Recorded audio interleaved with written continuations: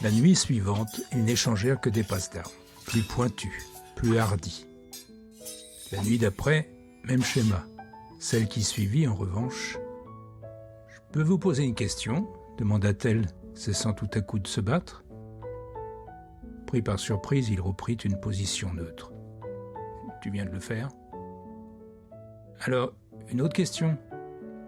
Gemma ne dit rien. Elle prit cela pour un consentement. « Vous êtes vampire depuis combien de temps ?» Écarquillant les yeux, il esquissa un rictus. « C'est une question terriblement indiscrète. »« Sérieusement, dit-elle, insistante, à peu près un siècle. »« Et c'est bien ?»« Ce n'est pas comme si j'avais eu le choix.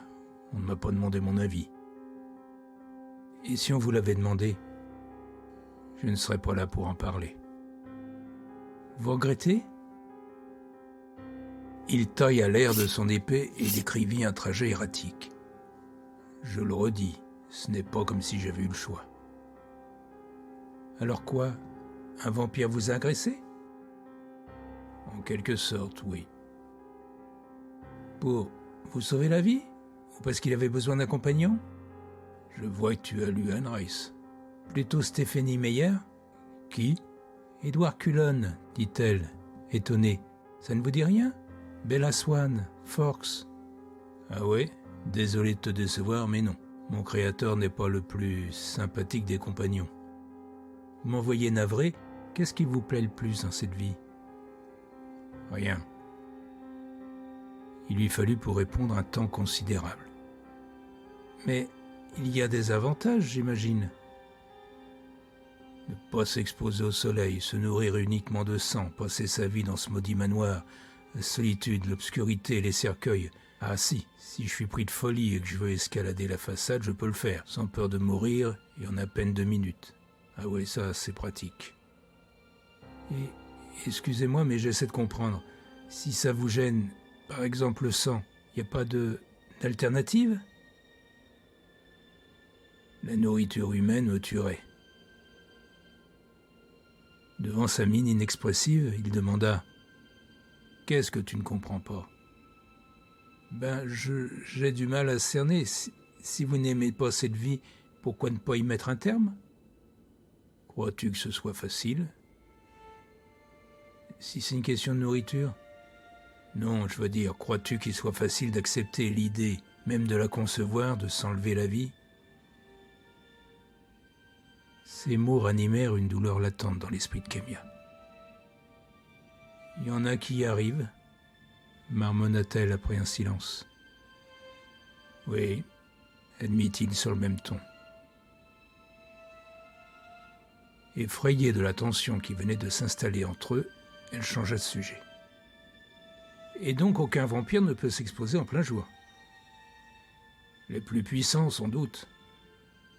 Qui sont-ils ? Gemma sourit.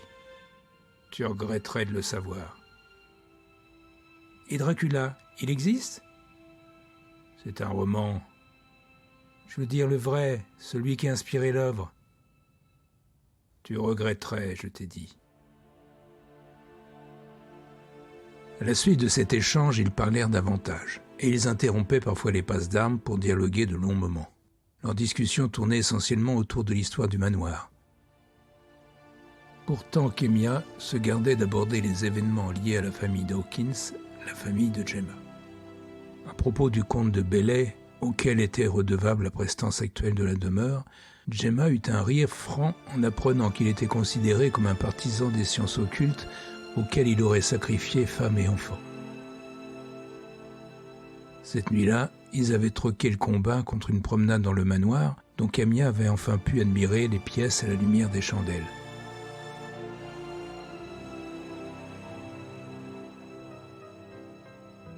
Ils étaient devant la vitrine d'un cabinet de travail, bas de plafond et sans fenêtre, où étaient exposés des fusils de diverses tailles quand elle lui avait fait peur de la réputation du comte. « L'histoire est un peu plus compliquée, » dit-il en tirant une chaise pour s'asseoir devant un bureau qui soutiendrait ses jambes croisées. Dehors, le soleil se levait. Comme c'était samedi, rien n'obligeait Kémia à rentrer chez elle. Elle avait donc le temps de l'écouter, se disant que cette histoire promettait d'être intéressante. Sa femme est morte d'une maladie, expliqua-t-il en tripotant une petite boîte en bois qu'il avait sortie d'un tiroir. Il n'y a rien d'occulte. Kémia ne l'écoutait qu'à moitié, intriguée par l'un des fusils de la vitrine dont la longueur du canon était celle de son avant-bras.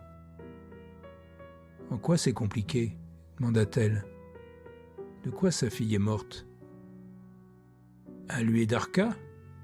Pardon, c'est son prénom. Elle s'est suicidée. Son père ne voulait pas qu'elle épouse celui qu'elle aimait, alors. C'est une manie, grinça Kémia en sortant le fusil. Si tu veux t'en servir, il te faudra y mettre des balles, dit-il en poussant vers elle la boîte qu'il tenait entre ses doigts. Kémia souleva le couvercle, prit l'un des projectiles, le mit en place puis épaula. Tu as promis de ne rien casser ? J'imagine qu'il faut le gibier approprié. Tu peux essayer sur moi, lui proposa-t-il. Puis, voyant son hésitation, il ajouta « Cette balle ne me fera rien. Elle est en argent. Ce serait différent si j'étais un loup-garou. »« Je peux pas faire ça ?»« Mais si, je t'assure qu'il n'y a aucun risque. » Kémia ne le fit pas répéter. Elle arma et elle tira. S'ensuivit une forte détonation et la balle se ficha dans le torse de Gemma. Il déboutonna tranquillement le haut de sa chemise et les premiers crans de son gilet et sortit le projectile pendant que la blessure se refermait. « Vous chassiez les loups-garous dans le temps ?»« Mon père, oui. »« Et la haine entre vampires et lycans est avérée. »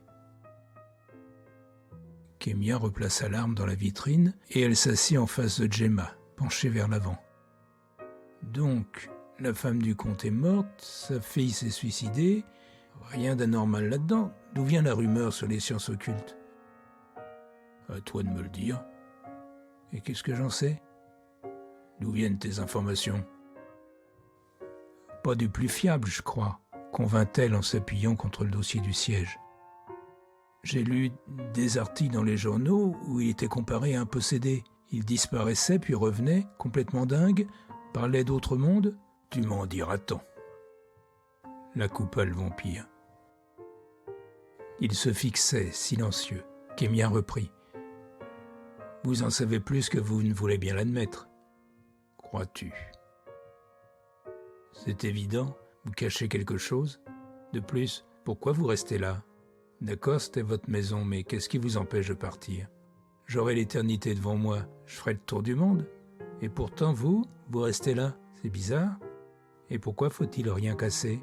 Et cette interdiction d'aller à la cave ? Je pense qu'il est temps pour toi de rentrer, dit-il en se levant. Jugeant plus prudent de lui obéir, elle le quitta. Les nuits suivantes, elle se garda de raviver le sujet. Elle demanda tout de même à voir l'endroit où il dormait. Il l'emmena donc dans la crypte et repoussa la pierre tombale d'un haut monument funéraire dans lequel se trouvait son cercueil. Kémia demanda à l'essayer. Dérouté, il accepta. Elle y resta moins de 20 secondes, ressortant dégoûtée de la boîte. Elle demeurait toutefois persuadée que le vampire n'était pas là par hasard et que la réponse à ses questions se trouvait dans les caves où elle n'avait pourtant pas le droit de se rendre. Seulement, pour y aller, il fallait échapper à la vigilance du vampire. Alors, une matinée d'averse où d'immenses flaques détrempaient le jardin, elle demanda à rester, prétextant qu'elle était fatiguée et que ce serait dangereux pour elle de prendre la route dans son état par un temps pareil. Malgré quelques réticences, Gemma finit par accepter et il lui céda une chambre où elle dormit jusqu'aux environs de midi. « Tirée de sa léthargie par une alarme sur son téléphone, elle commença par accorder un vigoureux massage à son genou droit qui avait de plus en plus de mal à supporter les exercices qu'elle lui infligeait. Assise dans le confortable lit, elle retrouva sur son portable les plans du manoir.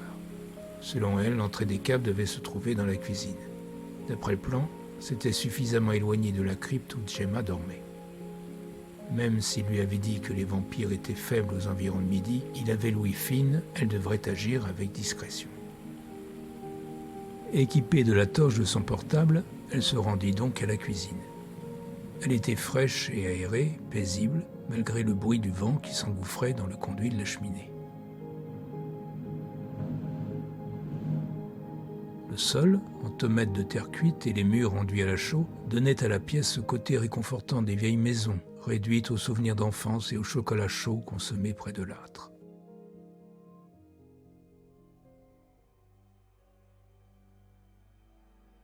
Renfoncée dans un coin, Kémia avisa une petite porte par laquelle on devait sans doute accéder aux caves. Elle s'y engouffra. Curieusement, ce n'était pas un escalier mais une sorte de tunnel qui descendait en pente douce. À mesure qu'elle avançait, elle remarqua que le sol de terre était tassé, témoignage de passage régulier. Sur les côtés, des ouvertures se dégageaient sur des réduits encombrés d'objets de toutes sortes, du mobilier, de la vaisselle ou des tableaux de famille.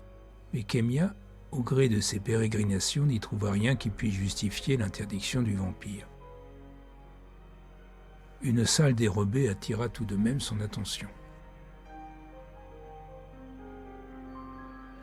À moitié caché derrière un drap crème, se devinait le portrait en pied d'un cavalier qu'annonçaient de belles bottes noires rendues brillantes par le gras de l'huile qui les avait peintes. Soulevant le tissu, Kémia retrouva les traits de son hôte dans le visage éclatant de ce jeune officier. L'artiste avait su, par les couleurs de l'uniforme choisi avec soin, donner un semblant de vie à son modèle, et il avait eu le trait assez adroit pour glisser un éclat dans son regard. Il y avait ce souci du détail accordé à une moustache aujourd'hui disparue, aux veines contractées de la main posée sur la garde de l'épée, qui magnifiait le port altier de cet homme qui avait devant lui la promesse d'une belle carrière.